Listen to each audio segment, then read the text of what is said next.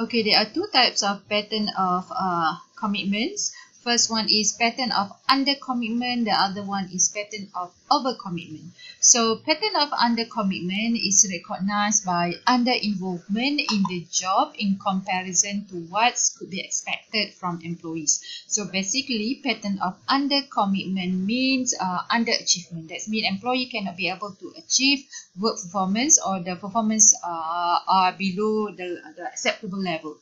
So underachievement in behavior is referring to the behavior, and this behavior does not satisfy job requirement and expected standard in terms of skill and actual potential.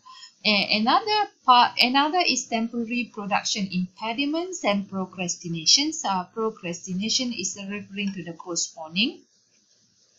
So this referring to the inability to perform the standard, start and complete the task. And misfit is the inaccurate or the fit between employees and the job or the organization is not what we call it is not in line, is not congruent. So employees may have values or qualifications, may have goals that are different from the organizations. So when employees consider misfit or not fit for the job, this would lead to boredom. Employee will feel boredom because their level of qualifications and also their values do not fit the job, so they may experience boredom, dissatisfactions and also underachievement. Another thing is when we talk about under commitment is fear of failure or fear of success. Some employees, they are too much fear either to achieve and fear also not to achieve. So and the next factor under commitment is withdrawal behavior. So employees may show some withdrawal behaviors such as absenteeism, always absence, and also turnover.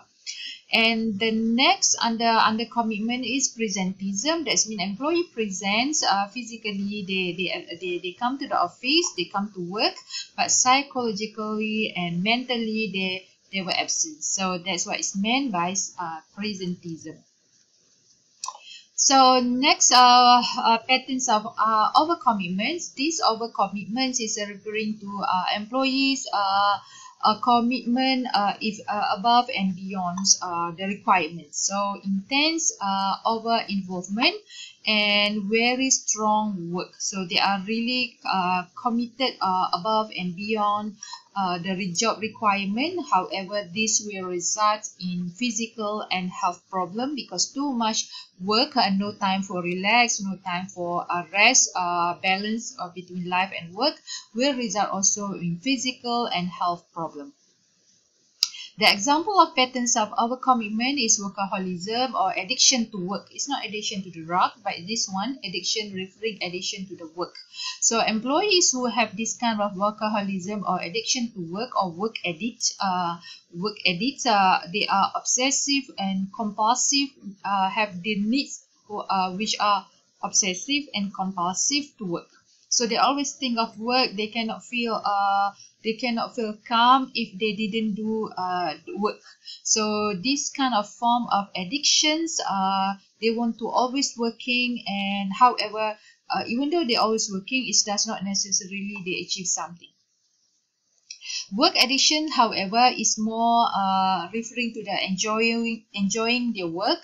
Workaholic, however, is more related to their because of the two workaholic, they are work all the time. So this means that they are unable to manage work and time effectively between work and also between times with families. Type A personality also can be considered have a tendency to perform to be overcommitted. So type A personality, they are characterized by tendency for urgency. They are also conscientiousness. They have this kind of conscientious traits. They also lack of caring in terms of interpersonal relationship. That means they didn't care about your feeling. They didn't want to establish interpersonal relationship. They are focusing on achieving their goals. So this actually can employees who or individual who have this kind of trait type A personality will tend to have stress related problems, especially related to heart disease. And those who employees who are overcommitted, they tend to experience burnout more compared to undercommitted employees. So burnout especially occurred when the stress coping resources are exhausted. So as a human being, we are created with the resources that are enough to cope with the stress. However, if you've experienced stress continuously, these resources can be exhausted. That means can be depleted or can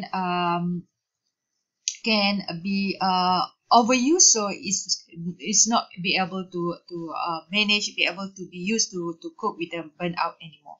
So normally burnout related to chronic stress and overload at work. So those who are experiencing this burnout, they will feel isolated, physical, emotion, and social. They are exhausted or fatigued.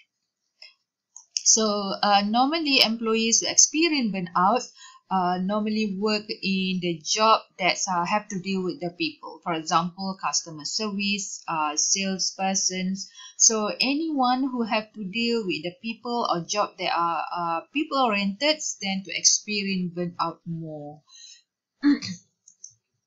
So work related, another thing is related to anxiety, fears, and depressions. These can be related to personality traits, and this kind of personality trait also have anxiety symptoms. These symptoms may be more serious, especially involving emotional problems.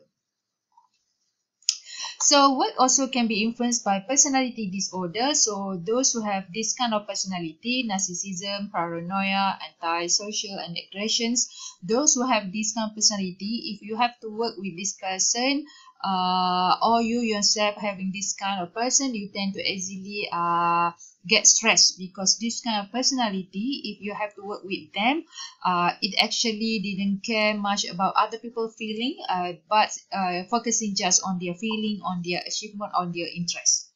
But if you are also having this kind of personality, narcissism, paranoia, antisocial aggressions, for example, you also can experience stress because of your traits of personality actually make you feel exhausted and make you feel stressed and burnout.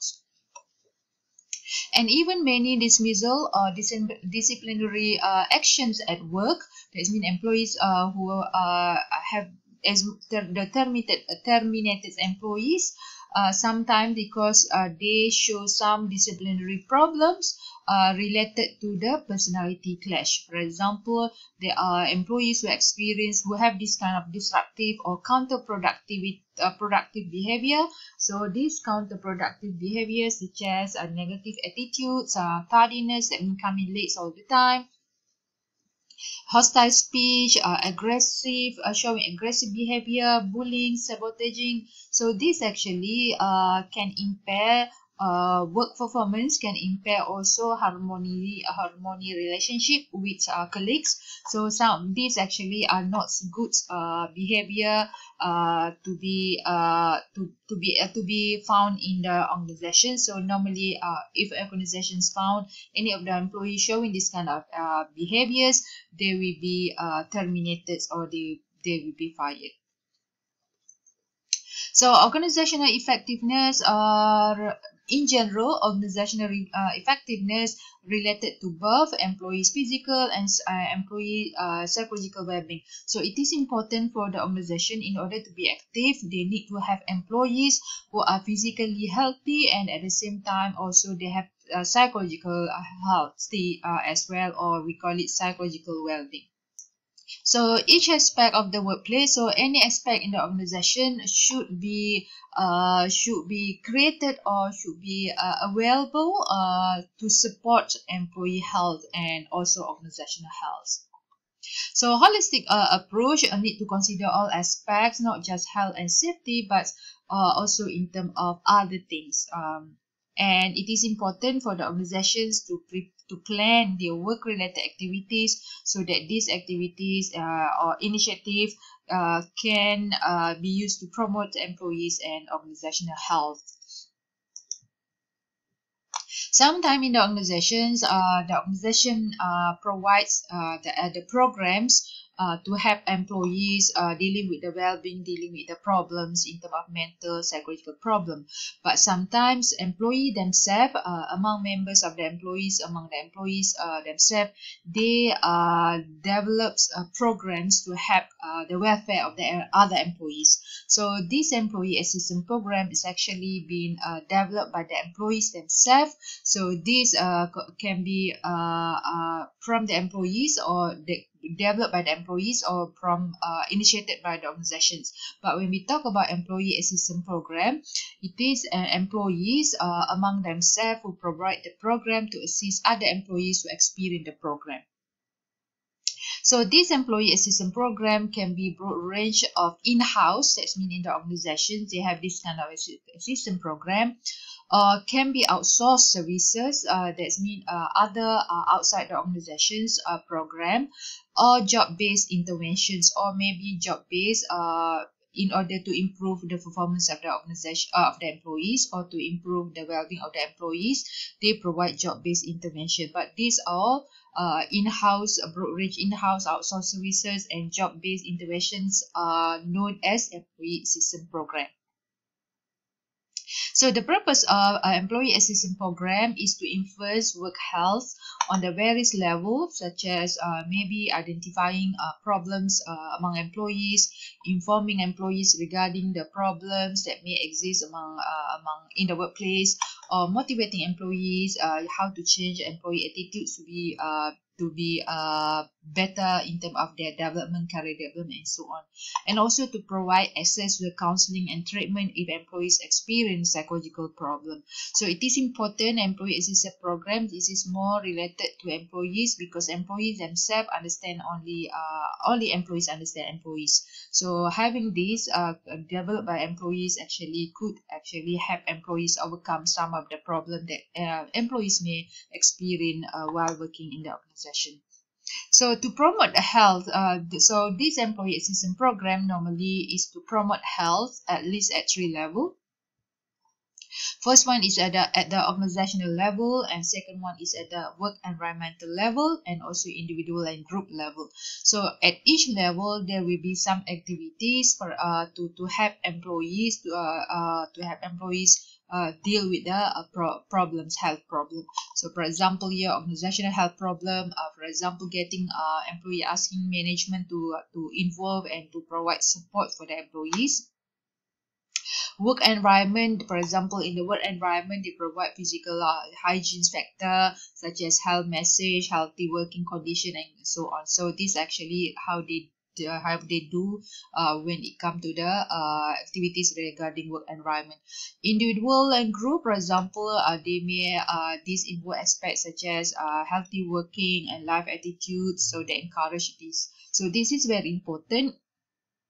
So some of the health promotion may be outsourced, like mentioned in the previous slide. Here, outsourced services. So outsourced by others, service or by other company, but however in conjunction with the company the employee is working. And also some unions, some of the employees may register or may members are members of some trade unions.